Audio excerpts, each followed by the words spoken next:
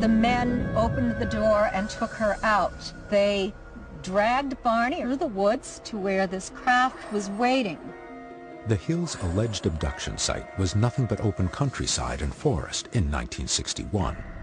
This was the key moment in which they seem to have crossed from frightened travelers along a dark road at night to actual abductees and subjects of creatures from another planet.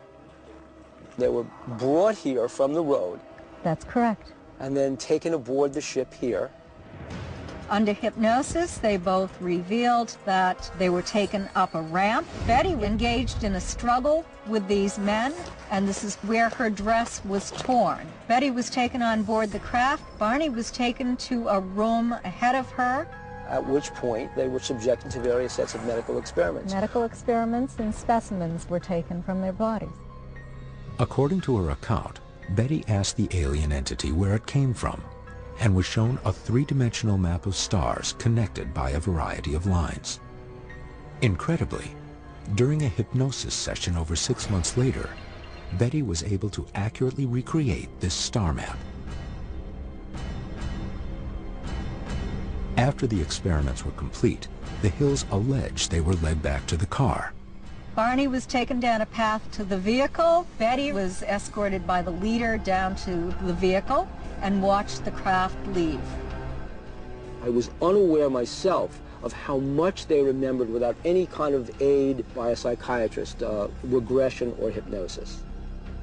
In the early morning hours after the incident, September 20th, 1961, the Hills returned home. They knew something had happened, but they could not account for the 2 missing hours. Later that day, Betty noticed something unusual on the dress she wore the previous night. An unknown pink powder coated the dress, even though she had no memory yet of being abducted, and no recollection of coming in contact with the pink powder. Something compelled her to hang the dress in the closet without having it cleaned. No one bothered to even do any testing in 1961 on any of the evidence. Nobody took a look at Betty's dress in 1961, that dress that was torn at the zipper. Now this case, as opposed to almost all other abduction cases, actually has some physical evidence that we can look at. Will analysis of the mysterious pink powder that coated Betty Hill's dress prove conclusively that the Hills were abducted by an alien craft? This is the seminal key case with the best evidence in all the abduction scenarios around. The team analyzes a 4-inch by 2-inch sample of the dress to see if traces of pink powder remain. Skeptics, you just don't know what you're talking about. The Hills abduction entered popular culture first through the 1966 book, Interrupted Journey. The book became a bestseller when Look magazine serialized the story in its October 4th and 18th issues that same year. As he stared downward, he seemed very impersonal, and I suddenly felt like a tiny bug waiting to be snatched, like I was some sort of specimen, and it was the eeriest feeling. In 1975, the book was made into The UFO Incident, a television movie starring James Earl Jones. Coming closer. It is not. It is not coming closer. Just way up there. Betty, what are you trying to make me believe? What are our criteria for alien abduction? According to the people who study this, the abductee has to be taken against his or her will. 2, the aliens have to transport the abductee somewhere, usually to a quote-unquote mothership. Finally, the person is returned to wherever the person has experienced some missing time, like Betty and Barney Hill. To me, the problem is you get various people making these claims that they've been abducted, and the media tends to pick up on these things. And then it publishes this, which sort of propagates the myth of what the little green men should look like and what the saucers should look like. People read that, and people have their own experiences, and they tend to fit it to that, and it seems to be kind of a vicious cycle that propagates the myth. Although thousands of UFO abductions have been reported, the vast majority of cases have been dismissed as bogus. But the Betty and Barney Hill case has, to this day, remained an open mystery. According to the team, there is something quite different about this case. Real physical evidence was left behind. There were highly polished spots on the trunk of the vehicle. There were large shiny spots on the trunk of the car. About the size of silver dollars. Fortunately, we also had a neighbor who was a physicist, and he recommended that Betty take a compass out around the car to see how the needle of the compass would react. Just got the compass anywhere near them. The compass kept spinning around and around and around. You would place the compass anywhere other than on the spots, it would just flop down. Betty Hill's story is that there was some sort of physical scuffle during the course of the episode. So then you ask the question, well, what does the dress look like? The dress is physically damaged. The zipper is torn off. Some of the fabric is actually dislocated. There are contaminants on the fabric, stains all over.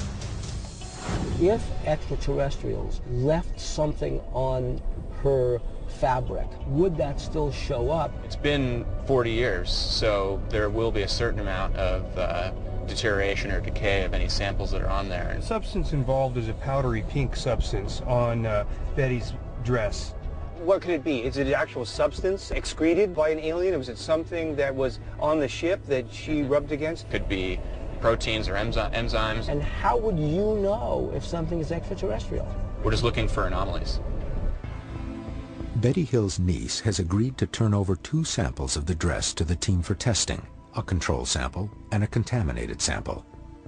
Dr. Ted Ackworth brings the samples to Phyllis Budinger, a highly respected chemical analyst with decades of experience with British Petroleum.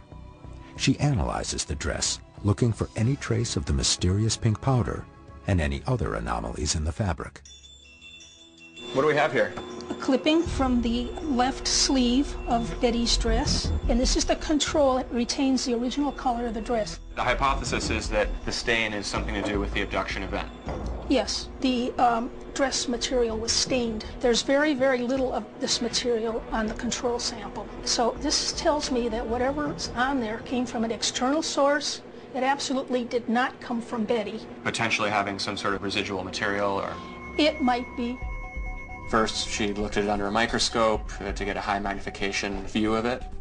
You're going to see that compared to the control, the stain swab has a less ordered weave, and there's more spaces between the knit rows. Mm-hmm. Yeah, I see the greater spacing between the knit rows. Yeah, on and the contaminated if sample. you look closely, it's been disturbed.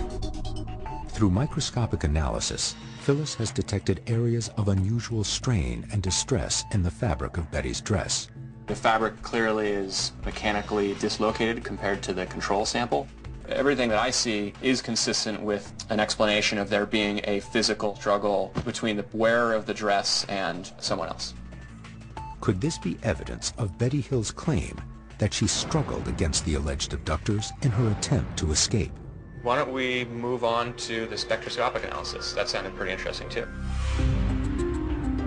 Infrared is a very, very powerful technique. It's used for molecular structure identification. Each infrared spectrum of a molecule is unique. In spectrum analysis, a beam of infrared light goes through each molecule and produces a unique wavelength that acts like a chemical fingerprint. To get an accurate identification of the dress's contaminants, Phyllis extracts some of the unknown residue from the sample.